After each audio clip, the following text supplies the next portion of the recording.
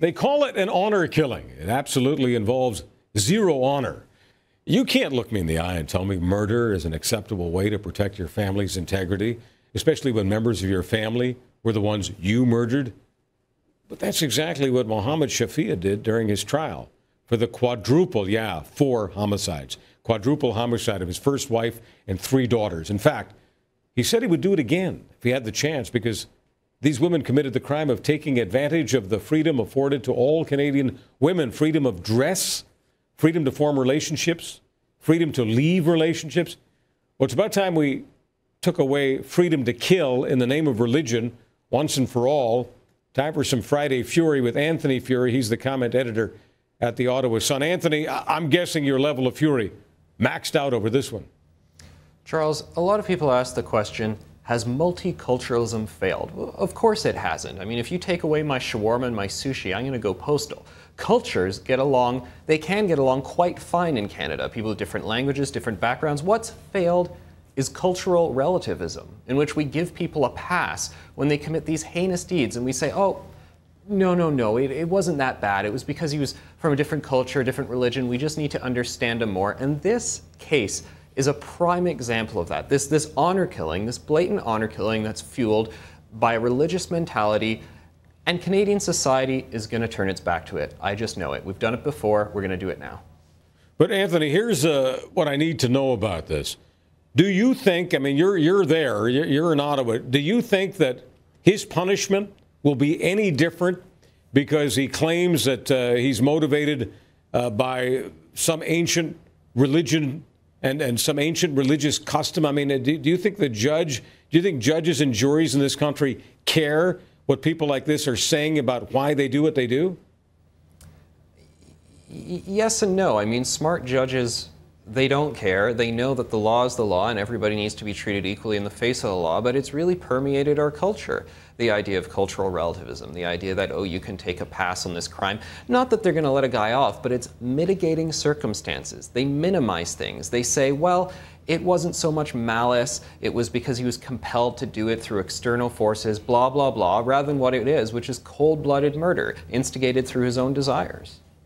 Well, do you want some kind of separate law? I mean, we've got hate laws on the books, and regardless of how you and I feel about that, we're not for that. But I mean, that's the law. We got hate laws.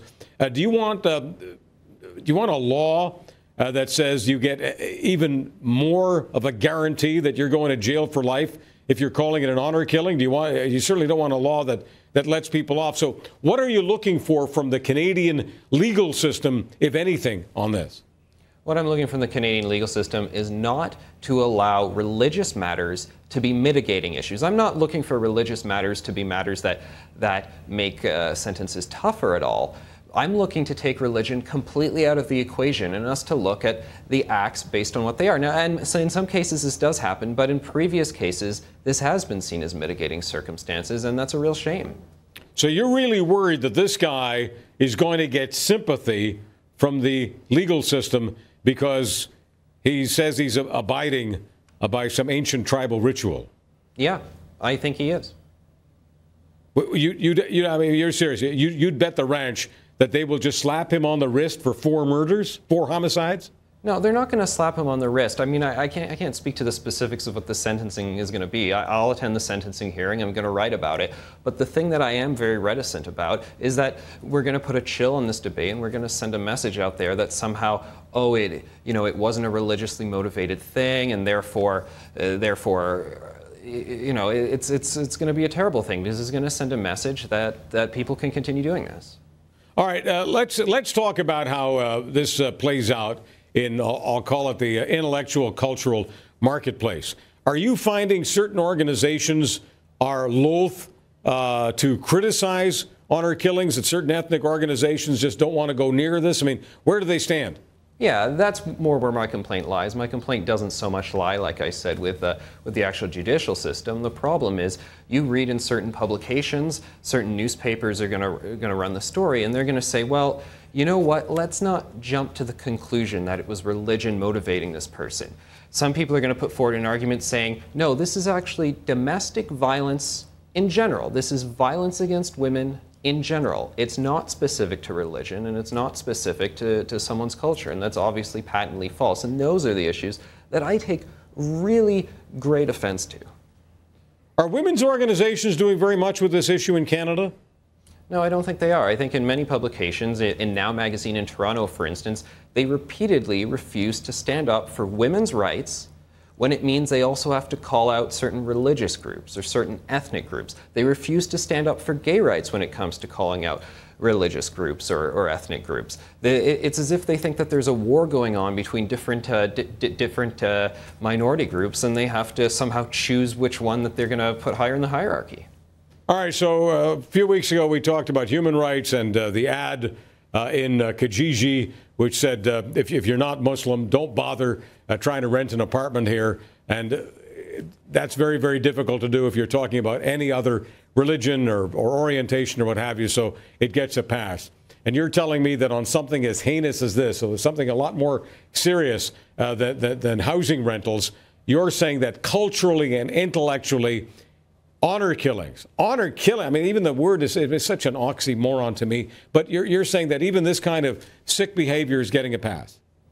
Well, it's that the sick behavior is being denied. Nobody's saying, oh yes, the sick behavior happened, therefore we're going to give it a pass. What they're saying is, well, you know what, maybe it was an accident, or maybe it was just violence against women, maybe it was just, you know, family having little conflict and things went awry. And that's what's happening in certain circles right now, certain supposedly women's rights groups that claim to stand up for people like these young women, 4 girls, 4 women who just wanted to live life free in Western society. Some of the girls wanted to have boyfriends, some of them, unfortunately wanted to wear clothing that showed a little bit of skin. And their father, you know, the seat of patriarchy, freaked out and tried to kill them. And yet, isn't the patriarchal society what so many of these women's groups are supposed to be fighting against?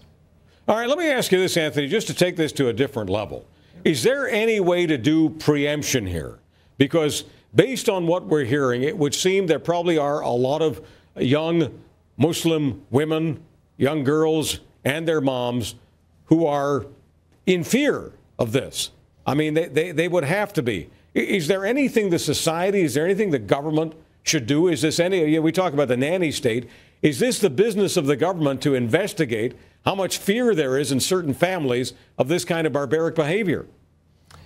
It's not really the business of the government to get into people's personal lives at all. I'm vehemently opposed to it. But it is the business of the government to respond when people call and ask for help. Now, let me clarify what I mean.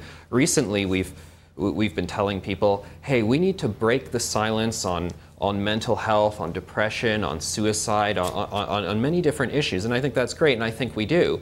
And we're telling people, you need to come forward. You need to go to counselors, guidance workers, the police, your teachers, local community leaders, and ask them for assistance if you think a problem is brewing. In this specific case, in the Kingston Canal murders, we have a situation in which these girls did come forward. They talked to community workers, they talked to family support workers, they talked to people at school, and they said, I'm afraid my father's going to kill me. And are you suggesting, we've only got a few seconds left, are you suggesting, because this is very important, that they did not get help because the helpers, the professional helpers, wanted to stay away from what's known as the Muslim thing? I mean, is that what you're suggesting? Yeah, I'm suggesting, to return to my opening comments, that these people that they went to for help are complicit in the cultural relativism, which is unfortunately damaging people's lives and ending their lives in certain cases. And that's what really has to end. Anthony, thank you so much for the Furey tonight. We'll see you again next Friday. Have a good weekend. Anthony Furey in Ottawa.